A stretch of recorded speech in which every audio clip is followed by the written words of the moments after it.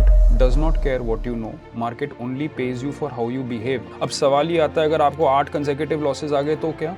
एक हो गया कि आपका पैसा खत्म हो गया और आप मार्केट से चले गए, जिसमें कई परसेंटेज लोग 90%, 95%, कई परसेंटेज लोग आते हैं। बट इस वीडियो का ऑब्जेक्टिव है कि अगर आप 95% के आगे निकल गए तो नेक्स्ट स्टेप क्या होगा। This video is made for educational purposes only and are not meant for financial advice. Viewers are recommended to consult registered financial and investment advisors before making any investments. We disclaim all liability for any loss or damage as a result of any investment that you may consider. We do not promote any finance or investment related courses or product through this channel. नमस्कार दोस्तों, मेरा नाम साहिल रोमित्रा है और जैसा मैंने previous session में आपको एक इंट्रोडक्शन दिया था, मैं एक प्रोफेशनल फ्यूचर्स ट्रेडर हूँ। प्रीवियस सेक्शन में आप लोगों का एक ओवरवेलमिंग रिस्पांस मिला, जहाँ पे आपने ये कहा कि आप थोड़ा डिटेल में समझना चाहेंगे the process of professional trading using technical analysis. तो आइए दोस्तों, आज मैं अटेम्प्ट करूँगा इस वीडियो के थ्रू आपको कुछ की पॉइंट्स बताने के, जिनके थ्रू आई एम कॉन्फिडेंट कि आप आगे जाके एक बेटर ट्रेडर और इन्वेस्टर बन सकते हैं। ऑल्सो दीज पॉइंट्स जो मैं आपके साथ शेयर कर रहा हूँ, ये बेसिक फ्रेमवर्क है जिसको बिल्ड करने पे आपका सक्सेस आगे डिफाइन हो सकता है। So let us start with the video. अभी सीधा चलते हैं मेरी स्क्रीन की तरफ। मेरे स्क्रीन में मैंने बेसिकली की पॉइंट्स आउटलाइन किए हैं और इस स्क्रीन में आपको जैसे दिखेगा कि trading business plan bye study of technical analysis.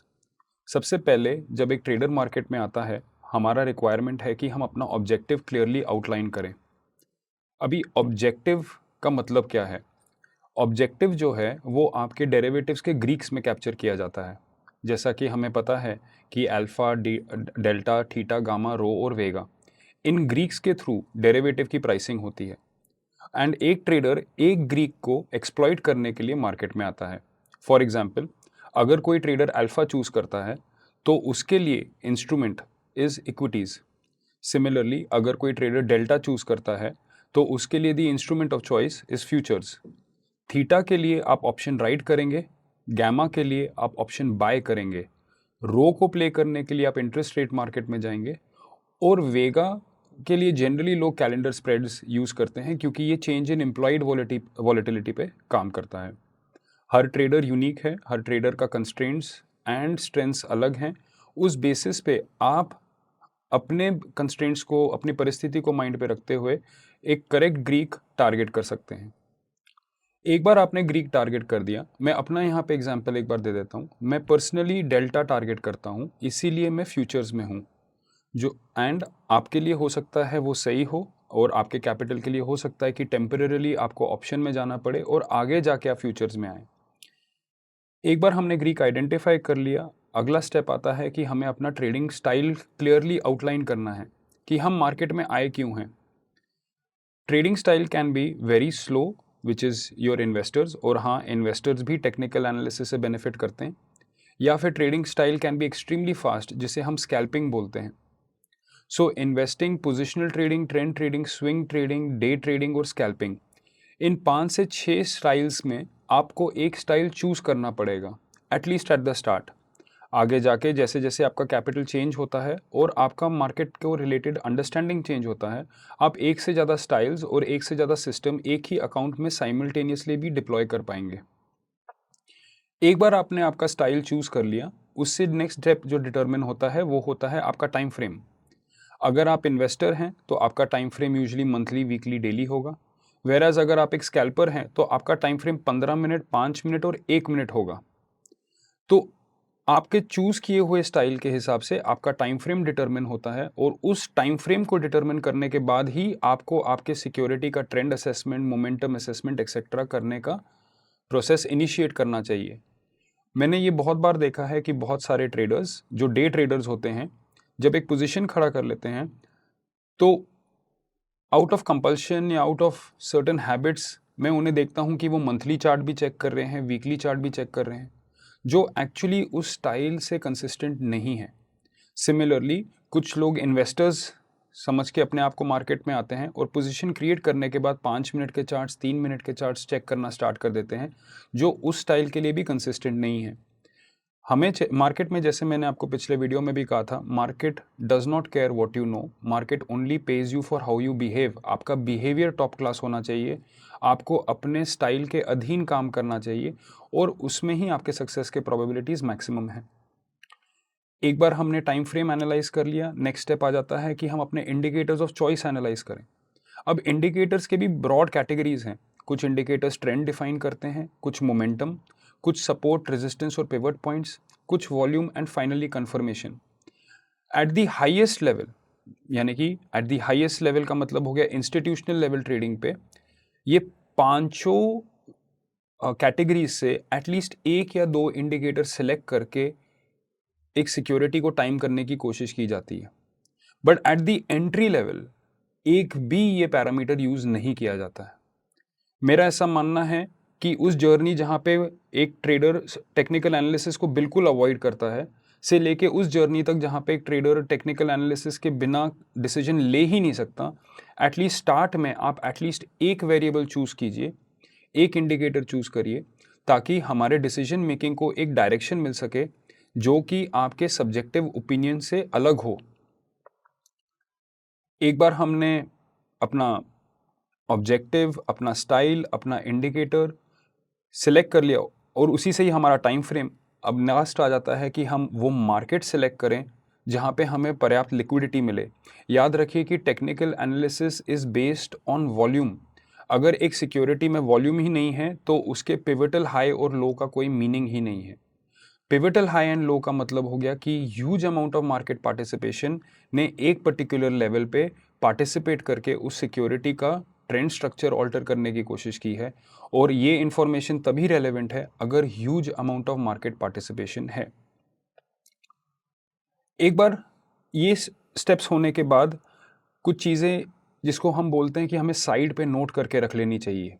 उन्हें साइड पे नोट रख के करके इसलिए रखनी चाहिए क्योंकि ये डिफाइन करता है कि हमने जो सिलेक्ट किया है इसे हम आगे कंटिन्यू करेंगे या नहीं, और अगर इसे हम आगे कंटिन्यू करेंगे तो हम इसमें कितना पैसा इंक्रीमेंटली ऐड करते रहेंगे।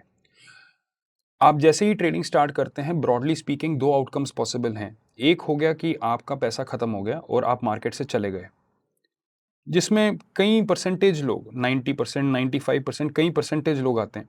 बट इस वीडियो का ऑब्जेक्टिव है कि अगर आप 95% के आगे निकल गए और आपने मार्केट में पैसा डाला और पैसा खत्म नहीं, उल्टा बढ़ के वापस आया, तो नेक्स्ट स्टेप क्या होगा।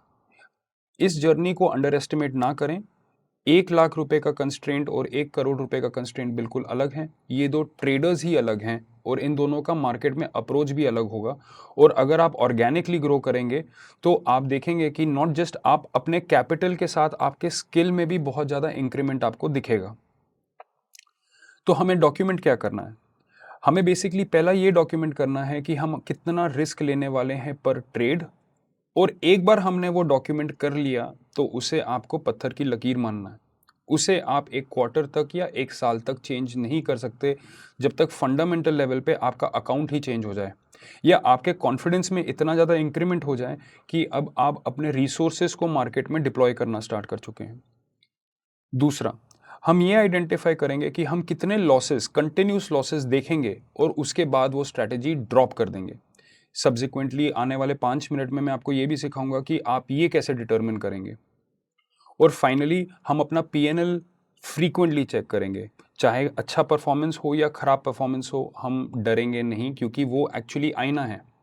उस पीएनएल को देख के उस पे बेसिक एनालिसिस करके ही हम अपने अगले क्वार्टर का या अगले सेशन का प्लान करेंगे। आइए नेक्स्ट स्लाइड पे मैं आपको ये थोड़ा डिटेल में इलैबोरेट करूंगा कि एट व्हाट पॉइंट हमें ट्रेडिंग एक पर्टिकुलर सिस्टम से छोड़ देना चाहिए।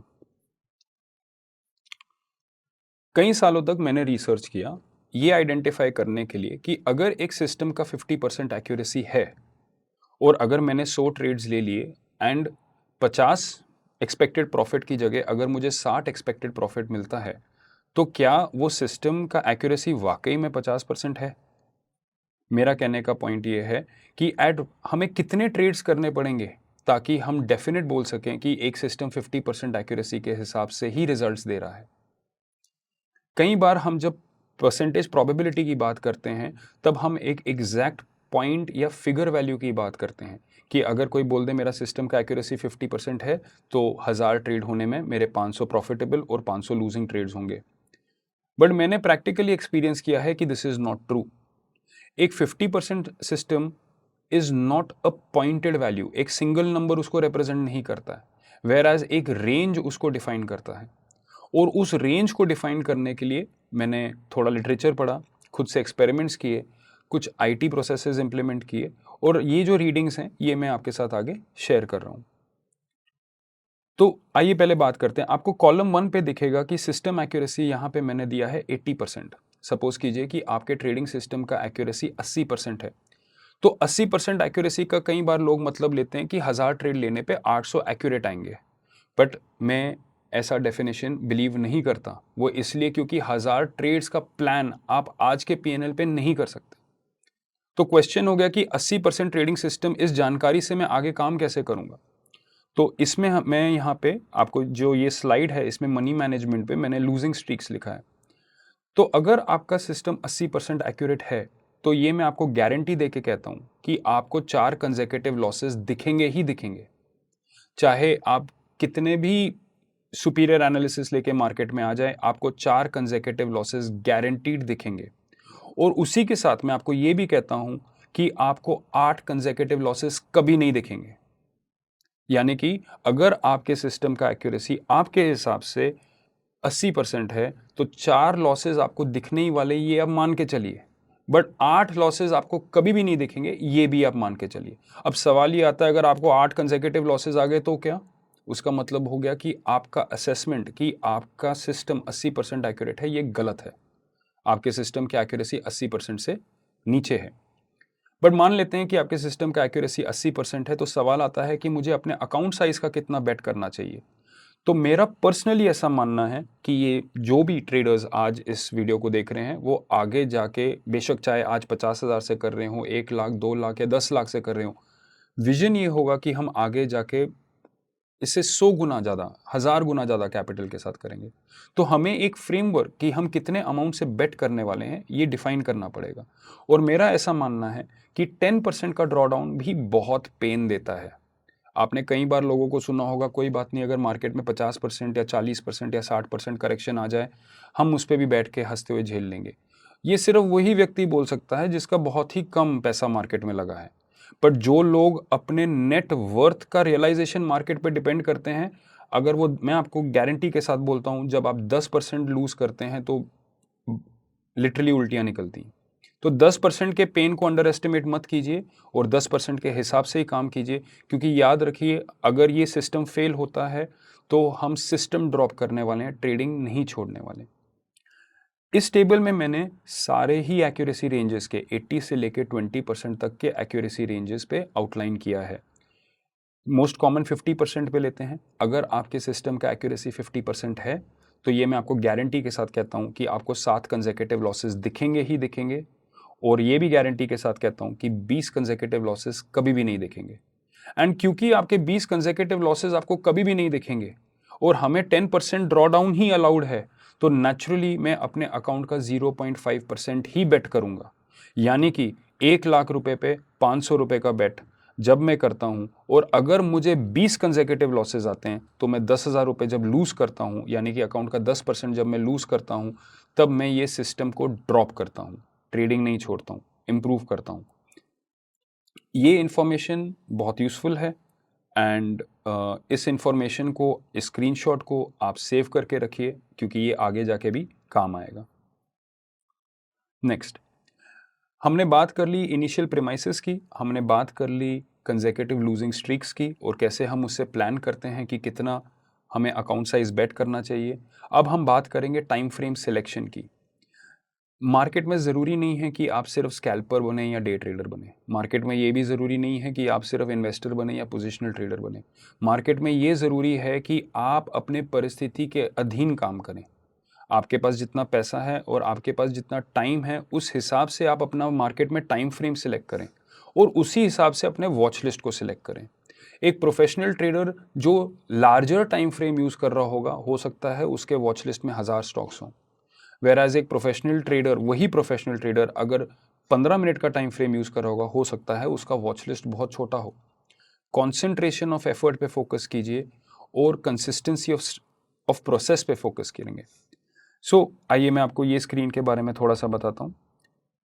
अगर आपका यहाँ पे मैंने जो कॉलम्स दिखेंगे, यहाँ पे आपको दिखेगा investor, positional trader, swing trader, day trader और स्कैल्पर। ऐसा मेरा मानना है कि किसी भी ट्रेडर को एक पर्टिकुलर सिक्योरिटी को 3 स्क्रीन्स में चेक करना चाहिए।